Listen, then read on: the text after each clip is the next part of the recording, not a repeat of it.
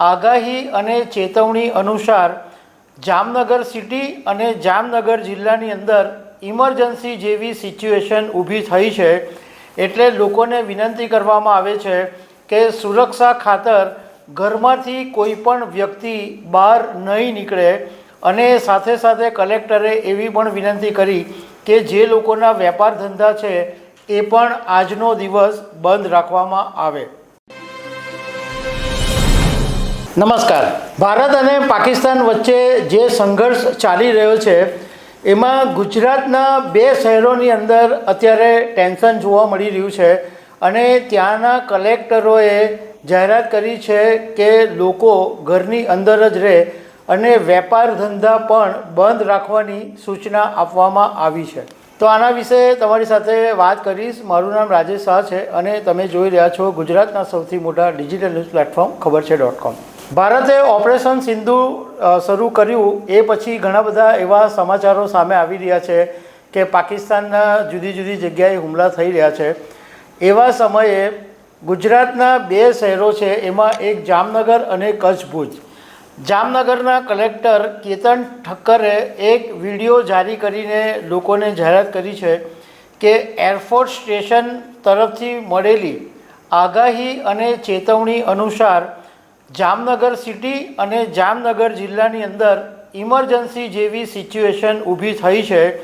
એટલે લોકોને વિનંતી કરવામાં આવે છે કે સુરક્ષા ખાતર ઘરમાંથી કોઈ પણ વ્યક્તિ બહાર નહીં નીકળે અને સાથે સાથે કલેક્ટરે એવી પણ વિનંતી કરી કે જે લોકોના વેપાર ધંધા છે એ પણ આજનો દિવસ બંધ રાખવામાં આવે। હવે 24 મે સુધી જામનગરની અંદર આખો જે જામનગર જિલ્લો છે એને નો ડ્રોન ફ્લાય ઝોન તરીકે જાહેર કરવામાં આવેલો છે। હવે વાત કરીએ કચ્છ ભુજની, તો કચ્છ ભુજના કલેક્ટરે પણ લોકોને વિનંતી કરી છે કે કચ્છ બોર્ડર ઉપર મોટી હિલચાલને કારણે ભુજમાં રેડ એલર્ટ જાહેર કરવામાં આવ્યું છે અને 3 વખત ત્યાં આગળ સાયરન વગાડવામાં આવેલા છે અને આજે ભુજની અંદર ટોટલ માર્કેટ, મોલ્સ બધું જ બંધ છે અને આજે બપોરે 3 વાગ્યે દયાળ પોર્ટ, કંડલાનું દયાળ પોર્ટ અને અદાણીનું મુન્દ્રાનું અદાણી પોર્ટ એ બંને બપોર પછી બંધ કરી દેવામાં આવ્યા છે। મતલબમાં સિચ્યુએશન થોડી ટેન્શનવાળી છે, એટલા માટે તાત્કાલિક પગલાં લેવામાં આવ્યા છે। પરંતુ સાથે સાથે એવું પણ કહેવામાં આવ્યું છે કે તંત્ર છે એ બધી જ રીતના સજ્જ છે, બધી જ રીતના વ્યવસ્થા પહેલેથી ગોઠવી દેવામાં આવી છે। એટલે લોકોએ એ વાતની ચિંતા કરવાની જરૂર નથી।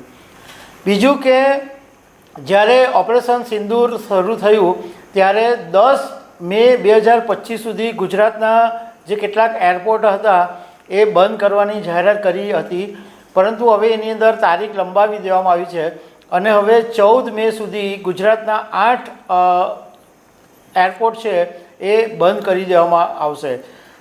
એમાં ભુજ છે, કંડલા છે, કેશોદ છે, પોરબંદર છે, નલિયા એરપોર્ટ, મુન્દ્રા એરપોર્ટ, રાજકોટ અને જામનગર, આટલા જે એરપોર્ટ છે એ હવે 14 મે સુધી બંધ રાખવામાં આવ્યા છે। તો દર્શક મિત્રો, આવી અનેક વાતો સાથે અમે તમને મળતા રહીશું। Thank you very much.